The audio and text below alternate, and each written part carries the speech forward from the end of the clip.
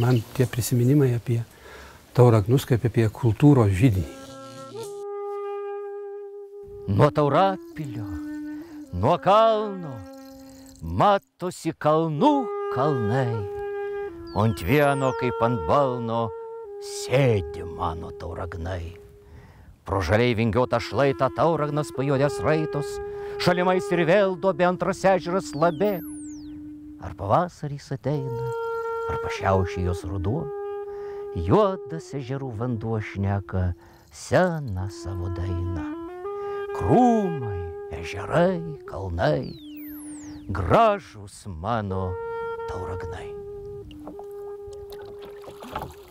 Senieji tauragniškiai pasakoja, kad tada matyt Tauragnos aukso amžius buvo. Oriai ir turtingai gyveno tauragniškiai, visko jie turėjo, viskas jiems sekėsi, bet Badžių krašte įsiperėjo didžiulis slibinas ir nutarė atreplioti čia, šast į vieną pusę uodegą, vieną lomą išmušė, šast uodegą į kitą pusę, kitą lomą išmušė ir ten, kur užslibinas uodegą duodavo, ten vis atsirasdavo ežeras. Kraštovaizdis, turizmo nearti dirvonai, ežerai, gamtos turtai, medžiai, ežerai, kalvos, reljefas jau visai kitoniškas, netgi takoskyra, galima sakyti, klimatinė yra. Nuo pusiaukelės tarp Utenos aliai tokie yra, kalnai prasideda ten, kur motokroso trasos. Net Utenoje temperatūra būna kokie, sakykime, 20 laipsnių šalčio. Čia jau 24 tikrai. Va šitaip va. Utenoje lyja, čia nelyja.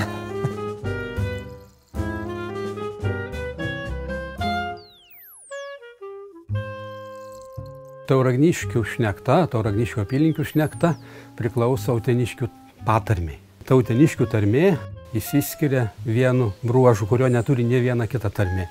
Tai jie turi 3 ilgumų balsius. Pavyzdžiui, žodyje vyras bus ilgas, vyralis ar vyriokas bus pusilgis į, visu ar aini jau bus į trumpas.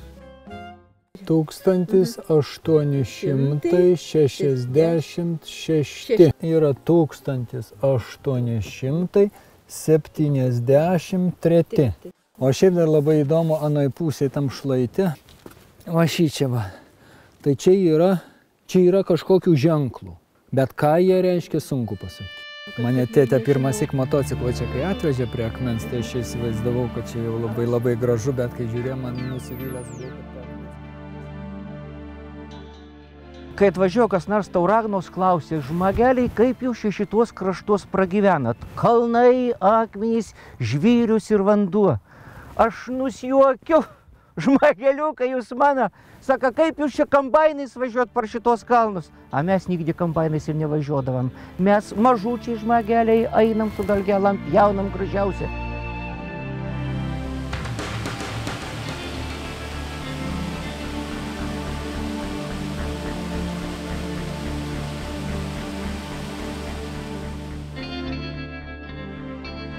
Tauragnų dvaro palivarkas būtent ir yra čia Minčia.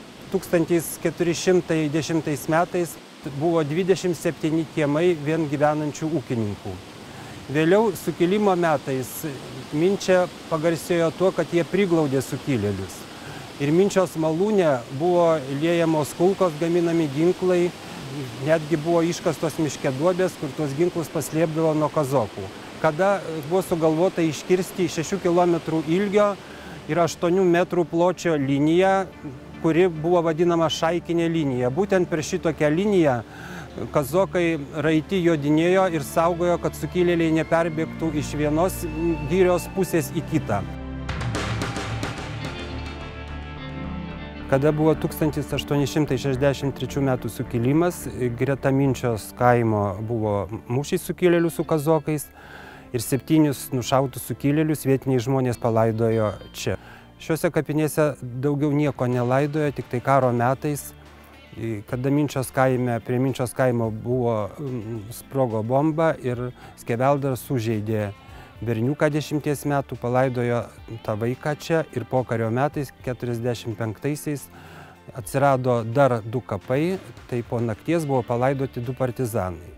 Šalia jų kapų buvo iš beržo pastatytas nedidelis kryželis ir ant popieriaus lapelio buvo parašyta jų vardai: Petrai ir Povilai, ilsėkitės ramybėje.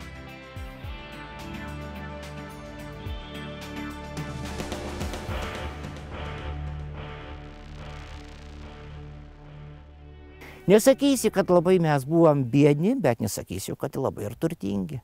Bet va, kad sąžiningi buvom, tai jau teisybė. Nigdi Tauragniškis namų nerakindavo. Tai tikrai nebūdavo rakinami. Jo labiau vienkiemiai, net kaimuose namai. Privažiuoji, jeigu randi šluotražių užspirtos durys, viskas aišku, ieškok žmogaus darže ar pas gyvulius už utvarto kur nors ar ganykloje. Namuose nėra nieko, net nekyla mintis, kad užeiti ir laukti ant žmogaus.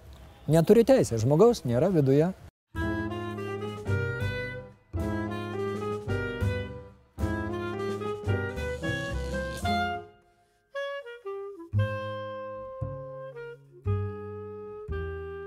Didžiausias turtas mūsų tai yra žmonės. O nuo jų juk viskas priklauso, visas mūsų gyvenimas. Va ir šiandieną girdis fone muzika graži, šventė Tauragnuose, pašventintas naujas ugniagesių automobilis, mūsų ugniagesių komandos Tauragniškių, Švento Florijono skulptūra, labai graži išdrožta. Tai irgi mūsų žmonių darbo vaisiai. Ir ta tarnyba mūsų graži, gelbstinti nuo visų nelaimių, visų pirma nuo gaisrų. Tauragnai 2 kartus yra sudegę. Tai yra 19 amžiaus pabaigoje, o kitas gaisras, kur sudegė absoliuti dauguma namų, nes mediniai Tauragnai. Tai karo pabaigoje 44 metais. Dabar visas miestelis jau atsistatęs. Aš visada džiaugiuosi, kai būna tokie renginiai ir panašus miestelyje, nes tai rodo, kad miestelis yra gyvas. Va tada, kada žmogus ateina, paklausia, ko reikia padėti kažką, tada pasijunti iš tikrųjų, kad gyveni bendruomenėje. Turime mes ir savo laikraštį, va čia aš rankose laikau tokį, kas mėnesį leidžiam po Tauragnų dangum, prašom naujienas visokias. Tikrai nėra to stovėjimo vietoje. Kas ką gali, kiek gali, tie, kurie dirba, vis tiek organizuoja. Sakysim, čia yra teatras, kuris vaidina ir pakankamai garsus buvo ir dabar tradicijos tęsiamos. Moterys dainuoja, neseniai grįžo čia iš tokio festivalio, 3 vietą ten dainavo ansambliai. Sportuoja, visada seniūnijų šventėse dalyvaujam ir šachmatai užima prizinės vietas, žinoma, tinklininkės ir tinklininkai ir krepšinis. Mes jau dabar esame veteranų komanda, žaidžiame daugiau kaip 20 metų tinklinį.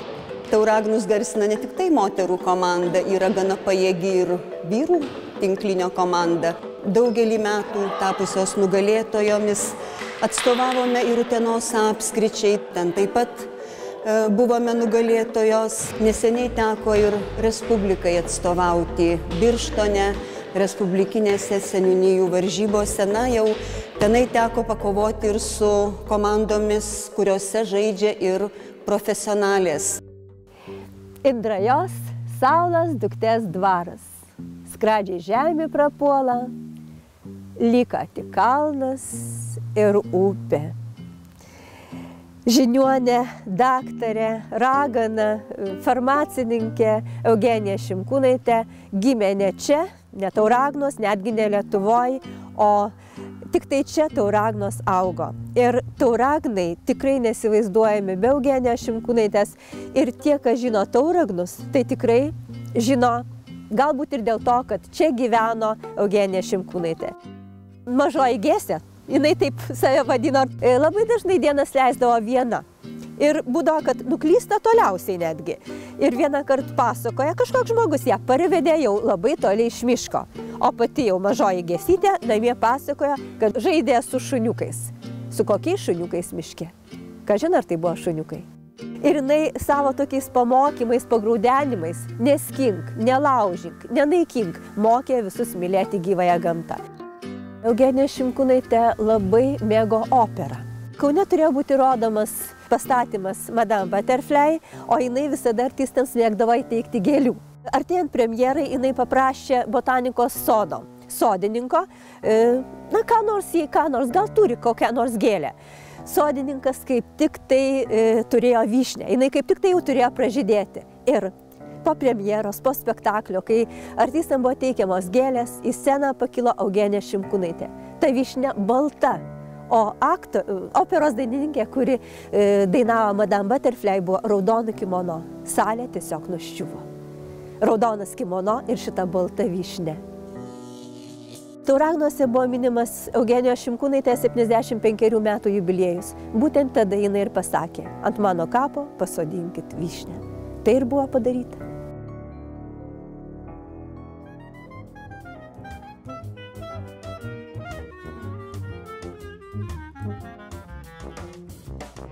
Po Tauragnų dangum stoviu prie kunigo Juozo Šnapščio Margalio paminklo. Juozas Šnapštys Margalis yra Tauragnų krašte 1908 metais pastatė spektaklį Žemaitės ir Petkevičaitės bitės Velnias pastuose. Teatras pasivadinęs Moko vardu vaidino ne kartą tą Velnias pastuose. Ir žiūrovų aplodismentų susilaukė ne tik Tauragnai, bet ir Lietuvoje. Teatro tradicijos Tauragnų krašte gyvos ir gyvos, kol bus žmonės mylintys teatrą.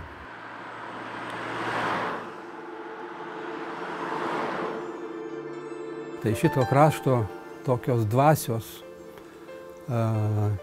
žodis yra ramus. Ramus tai viskas. Yra ramus gyvenimas, ramus žmogus, ramus vanduo. Kai aš nuvažiavau į Vilnių, mokytis išvažiavau, tai išgirdau drungnas vanduo. Galvoju, kas tas yra drungnas, gal drumzinas, gal purvinas. Pasirodo, čia yra ramus. Ramus tai malonus. Ramus vaikai, tas ramumas. Ir tą ramumą labai gražiai Baranauskas Anykščių Šilelyje aprašė. Kaip ramiu tylumu dūšia dangun kilsta.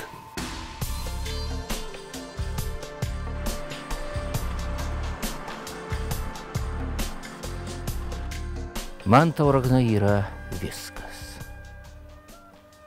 Atgaiva, poilsis, džiaugsmas, žmonės, savo miškai, savo gamta.